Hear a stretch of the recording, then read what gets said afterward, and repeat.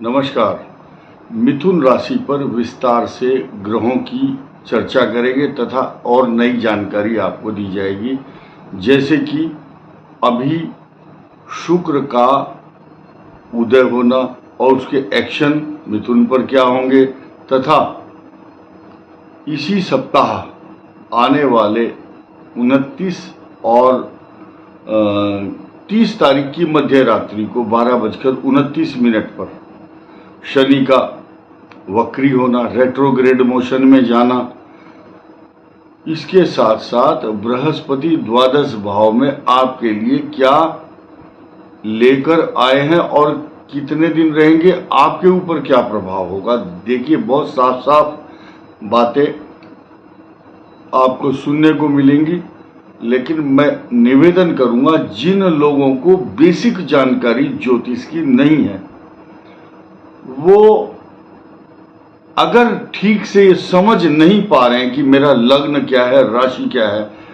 अधिकांश लोग ये पूछना शुरू करते हैं कि हमारी राशि क्या है। देखिए, ये LKG के स्टूडेंट जैसे होते हैं, वो सवाल है। ये आपको अपनी राशि मालूम होनी चाहिए अपनी कुंडली के आधार पर, तभी इस वीडियो को समझ पाएंगे। ये जो लेवल, जिस लेवल के हम वीडियो बनाते हैं, ये वो नहीं है कि हम शुरू से ज्योतिष सिखाएं और फिर आपको समझाएं।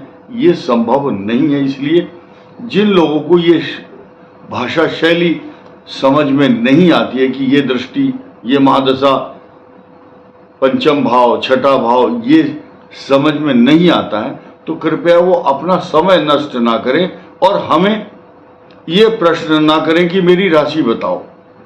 यात्री अपने सामान की स्वयं रक्षा करे, ऐसा सब जगह लिखा रहता है, सार्वजनिक स्थानों पर, bus stand, railway station, airport पर। तो अब हम बताएंगे हमारे जितने भी जो दर्शक हैं, सब्सक्राइबर्स हैं, उनको धन्यवाद और साधुवाद, और उन सभी बुद्धिजीवियों को प्रणाम करता हूं जो इस ज्योतिष की भाषा से प्रेम करते हैं। और मुझे लोग धन्यवाद और साधुवाद देते हैं। कई लोगों ने कमेंट किया है कि आप भारत की इस संस्कृति तथा इस भारत की वो बहुत प्राचीन विद्या, जिसको हम देववाणी, देव विद्या, देवताओं के ये सूर्य चंद्रमा चक्षु हैं इस ब्रह्मांड के, उनके आधार पर बनाया गया ज्योतिष का जो विषय है, ये गूढ़ रहस्य है, सबको सरलता से प्राप्त नहीं होता। जिसके ऊपर कृपा होती है भगवान की, उसको ये विद्या प्राप्त होती है। और मैं आशा करता हूं मेरे से जुड़े हुए कई लाख लोग इस विद्या को भली भांति जानते हैं, क्योंकि मैं समझ सकता हूं कि वो लोग कमेंट करते हैं, उनका जो स्तर है वो बहुत ऊंचा है। आइए शुरू करते हैं मिथुन राशि पर। मिथुन राशि पर वर्तमान समय में सूर्य, बुध और शुक्र तीनों का संक्रमण, संचरण चल रहा है, ट्रांजिट, गोचर चल रहा है समय। ये तीनों ही ग्रह इनको बहुत आकर्षक व्यक्तित्व के साथ साथ अच्छे वक्ता, अच्छा रहन सहन, अच्छा खान पान, आपको सुशोभित करने के लिए ये तीन ग्रह बहुत अच्छी तरह से आपको अट्रैक्टिव पर्सनालिटी, आकर्षक व्यक्तित्व का व्यक्ति बनाते हैं। ये तो हुई बात लगन की या आपकी राशि की। आपकी राशि भाग्यशाली है क्योंकि वहां बुधादित्य योग भी बना हुआ है। अब हम वक्री शनि के साथ साथ इस बात की भी चर्चा करेंगे, जो बुध है वो आपकी राशि का स्वामी। 29 तारीख को दो बड़ी घटनाएं, खगोलीय घटनाएं होंगी।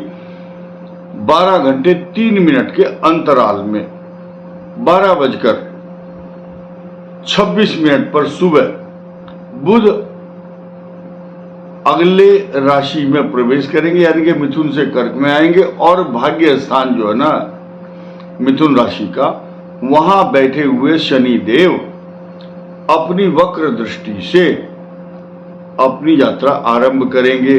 अब वक्र का मतलब होता है पीछे, देखना, यानी कि कहीं पे निगाहें, कहीं पे निशाना, स्थान तो है, अधिपति तो है, इस समय ऑथेंटिक रूप से कुंभ राशि यानी कि मिथुन के भाग्य स्थान को बहुत मजबूत, सुरक्षित और पल्लवित, पुष्पित, पोषित, सिंचित, हर प्रकार से रक्षित कर रहे हैं। लेकिन वक्री होने से आपके अष्टम भाव को भी देखेंगे। वक्री होने से तो मिथुन के क्या साइड इफेक्ट हो सकते हैं? कभी कभी पैरों में दर्द होगा, आलस्य आ गया, काम करने को मन नहीं करता। आपके पंचम भाव एजुकेशन, विद्या, संतान भाव और ये जो कोख है, कुक्षी प्रदेश कहते हैं, कोख, लीवर, किडनी, ये स्थान राइट लेफ्ट में जो बने होते हैं, हमारे पाचन क्रिया के जो अंग है उस पर दृष्टि होगी। शनि जब अष्टम आएंगे तो इस प्रकार के भाव, जैसे कि 17 जनवरी 2023 से शनि की ढैया का दुष्प्रभाव चल रहा था, वैसा ही प्रभाव देंगे, लेकिन कुछ दिन, सिर्फ 4 महीने और कुछ दिन, 4.5 महीने औसत। अब लोगों के भ्रम की बात बताता हूं। शनि के वक्री होने से कौन कौन सी राशि वाले लोग बिना बात के बहम में फंस गए। बहम, हाँ जी 7.5 आ गई है और ये हो जाएगा, अब तो कुछ नहीं। इतना डरने की जरूरत नहीं है। जैसा भोजन आप पहले कर रहे थे वैसे ही करेंगे। एक्टिविटीज बढ़ जाती है, काम बढ़ जाता है। धनु राशि वाले डरे हुए हैं, नहीं जी ढैया आ जाए, 7.5 आ जाएगी, नहीं आएगी। वक्री होने का मतलब ये एक्टिविटीज, लाइफ स्टाइल, कार्य क्षेत्र में कुछ बदलाव, कुछ आपकी व्यस्तता, झुंझलाहट, अशांत मन, एंग्जाइटी और चिड़चिड़ापन, ये किस किस में आएगा? धनु, मिथुन, तुला और कुंभ। बाकी किसी को कुछ नहीं है। सब अपना जैसे दिनचर्या चल रही थी, दूध वाला दूध लाएगा, अखबार वाला अखबार बेचेगा, सामान्य प्रक्रिया चलती रहेगी। दाल रोटी सबकी सामान्य रूप से चलेगी। लेकिन इन ग्रहों के बदलाव थोड़ा सा वक्री होने से मिथुन को प्रभावित करता है। कार्यों में जो 10 दिन में आपका काम बनना था 15 दिन में बनेगा, कार्यों में विलंब होता है। और जो छात्र हैं उन छात्रों के कार्यों में व्यवधान, अशांति, तनाव, पता नहीं कितने। अधिकांश बच्चे वो मिलेंगे जिनके परीक्षाओं में धांधली हुई है या जिनकी प्रवेश परीक्षा में बाधा हुई है, या जो नीट और नेट जैसे जो आप बवाल देख रहे हैं पूरे भारत में, एक तरह से आंदोलित हुए हैं छात्र, उद्वेलित हुए हैं। इसका सीधा सीधा प्रभाव स्पष्ट दिखाई दे रहा है। और हमारे जो भाई बहन, बच्चे, छात्र हैं, देश का भविष्य है ये, इनके परफॉर्मेंस या इनके मन पर जो दुष्प्रभाव पड़ा है उनको मैं कहना चाहूंगा, आप निश्चिंत रहें, आगे अच्छा करेंगे। भगवान ने कुछ और अच्छा करने के लिए ऐसा किया होगा, लेकिन किसी भी तरह से इसको जस्टिफाई नहीं ठहराया जा सकता। बच्चों के भविष्य के साथ ये जो हुआ है ये बिल्कुल अनुचित है। आगे बढ़ते हैं। 12वें भाव में जो शुक्र की राशि है, शुक्र का उदय होना, और शुक्र के उदय होने के प्रभाव, स्वभाव, लक्षण देखिए क्या है। जिस दिन शुक्र उदय होगा, ऐसा नहीं कि उसका एक्शन उसी दिन शुरू हो जाएगा, नहीं। बाल्यत्व दोष, बाल्यत्व जो दोष होता है शुक्र को, जो एक बाल्य अवस्था, शुक्र जब उदय होगा तो अपने फॉर्म में, अपने स्वरूप में आने के लिए 3 दिन लगते हैं। आप ऐसा समझिए जैसे कोई अस्त हो गया, कोई सोया हुआ है, उठते ही बिस्तर से एकदम काम करना थोड़ा ही शुरू करेगा। उसको अपना मुंह धोना, फ्रेश होना और अच्छा मेंटेन करना, अच्छे कंघी करना, मुख प्रक्षालन करना, स्नान करना, इस प्रकार से बाल्यत्व दोष जो है ये समाप्त हो जाता है। 3 दिन के बाद 10 तारीख को पूरा एक्शन, पूरा प्रभाव 10 जुलाई को होगा। और ये जो शुक्र है उस समय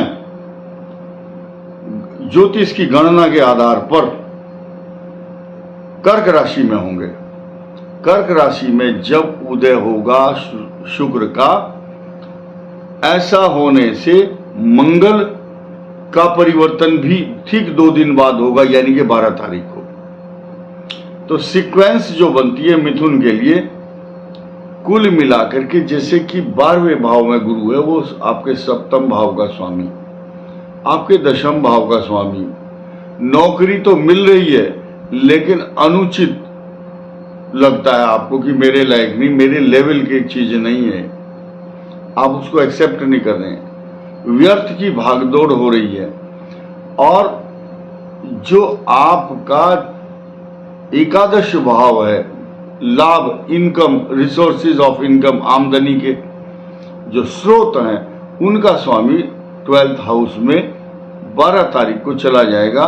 तो आपकी चारों तरफ से एक तरह की समस्याएं खड़ी इसलिए होंगी क्योंकि अनायास खर्चा, अनायास भागदौड़ और आउटपुट, यानी कि उसका कोई जो पारिश्रमिक, जितना परिश्रम किया उसका प्रतिफल आपको नहीं मिल रहा है, ऐसा भी ग्रह संकेत देता है।